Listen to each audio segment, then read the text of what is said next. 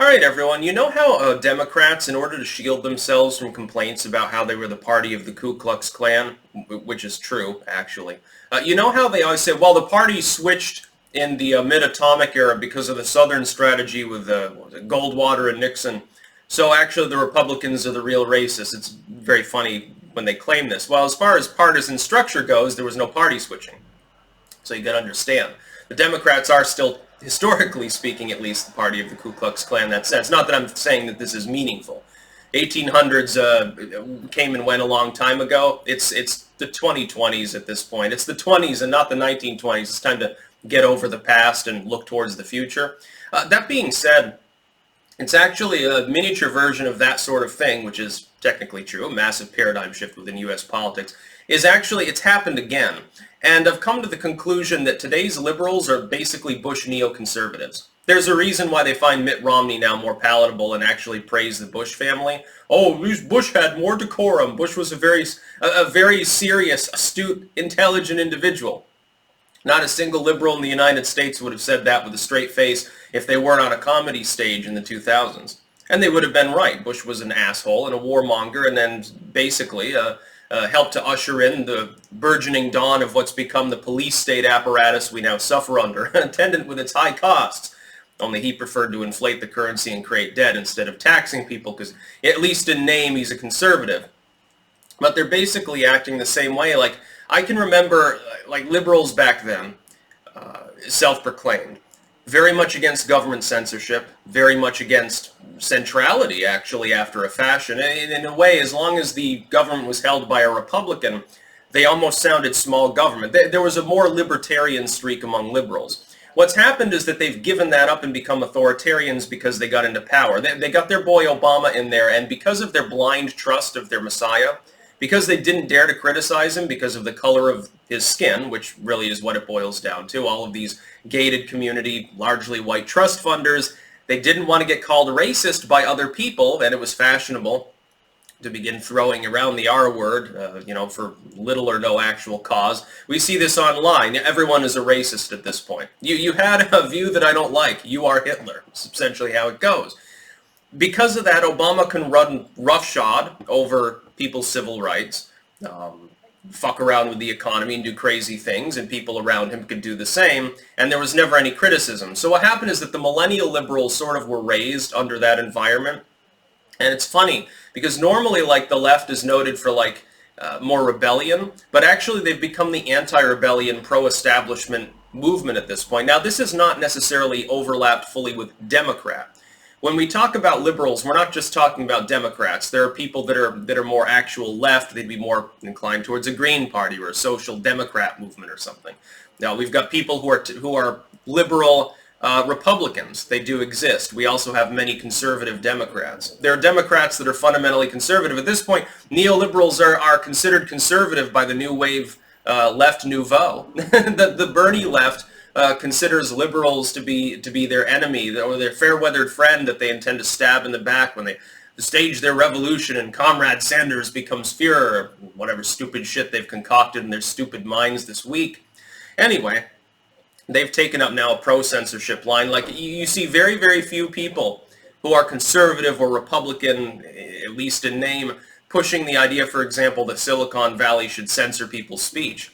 But I see it from Democrats/liberals all the time. It's very funny because I can remember in the 2000s, they were the ones complaining about the moralism of the right, the Jesus stuff that Bush used to antagonize the left, and the censorious nature, the police state bullshit. We need to ban this book and look at your library records and read your emails and spy on your phones and stuff. These were all things that the Bush administration was proposing. So the face that was representing them was conservative, ostensibly. Now, of course, neocons are actually just liberals of a different name.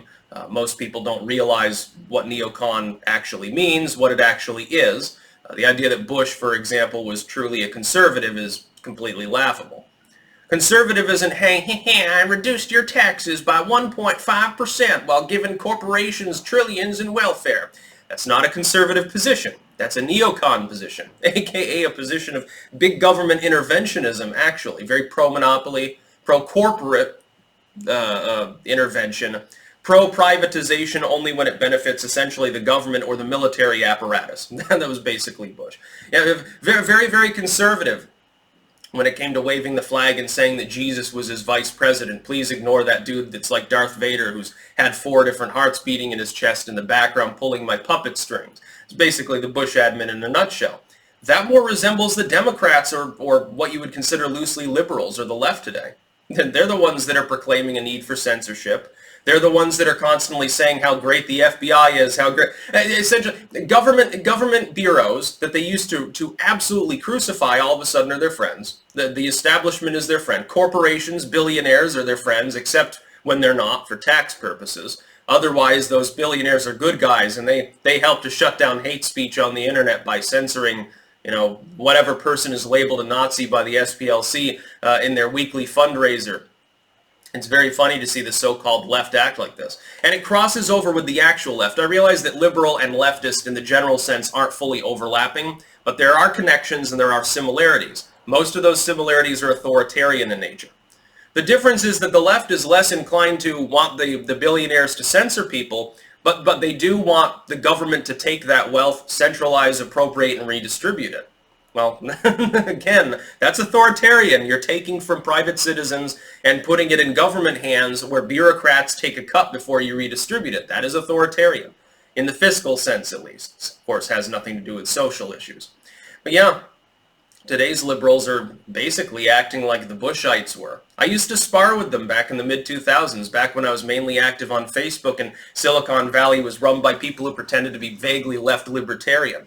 That was the latter-day Gen X liberalism was definitely different than millennial liberalism. I'm hoping that Gen Z doesn't continue this tradition, because at some point, I don't enjoy the idea of a one-party state. And what's the difference between a one-party state in form and a one-party state in function? We have a one-party state in function right now, in the United States, I mean. There's nobody to vote for other than Trump. There's no alternative to Trump. Biden is basically just pushing the same brand of neoliberalism we've already used and which has already failed. Trump is a mild reformer who has some policies that I agree with. I'm not giving over to Jesus. That's not me. I'm not a social conservative in any meaningful sense. Most of the social issues the Republicans still cling to, I disagree with them on. My natural tendency would be to vote for a sane liberal. The problem is there aren't any sane liberals. There are neocon sellouts that want to censor and promote war and the deep state. That's not really what I want. They want to tax me certainly more because I'm self-employed. They want to rip apart that 20% offset that Trump passed. Trump gave me thousands of my own bucks back. Actual fiscal conservatism for once from a Republican. Oh my God, it blows my mind. And then you have the far left, and the far left maybe doesn't want to censor me or start wars, but they want me to lock me in a chastity belt and feed me soy and then double my tax rate. I'm not inclined to that. I would rather deal with a populist like Trump, who at the end of the day is not great, but at least is acceptable. There's no acceptable liberal alternative. All the alternatives fucking suck. That includes at this point at least the party of libertarians, not the ideology. I largely agree with the ideology. But when the LP is run by a bunch of goofballs who self-sabotage, number one, getting a mosh aboard, potentially, not a libertarian in any sense, that's literally just political stratagem at that point. That's just an attempt to take the never-Trumpers and incorporate them into a third-party movement. The problem is, in order to do that, you have to become a pro-open borders globalistic party. Well, it doesn't make any goddamn sense. Libertarians supporting globalist authoritarianism? What the fuck? I would ask what you're smoking, but I mean, the answer is pretty obvious considering who runs the Libertarian Party by and large. I'm surprised. What was it? Wasn't it Boehner that started a pot farm? Which is funny because he was a Republican. He was that crying fool Republican that rammed the House up Obama's ass for 4 years, much to his credit, I suppose, locked down the government numerous times. Why don't you get Boehner to run things? Probably arguably more libertarian than Johnson and all these other people, certainly than Amash. Yeah, the liberals are just a bunch of fucking neocons now. So, I mean, I'd like a Democratic Party of JFK sort of thing. I don't mind keeping the tax rate the same, but I'm not going to sit there and vote my own wallet to other people and say, yeah, Uncle Sam, steal from me and then censor me. But, take the money that I have, then wipe out my job by partnering with Silicon Valley. It was part of an initiative to get rid of political dissidents on YouTube or something. Now, fuck me in the ass. That's really what I want to vote for. Now, it'll be Trump 2020. Again, not because he's great, not because I agree with him on even a majority of social issues, certainly. What's the alternative? Joe Biden?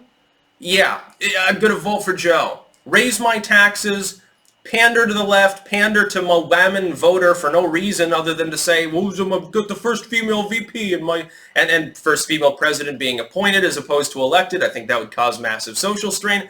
That's dumb.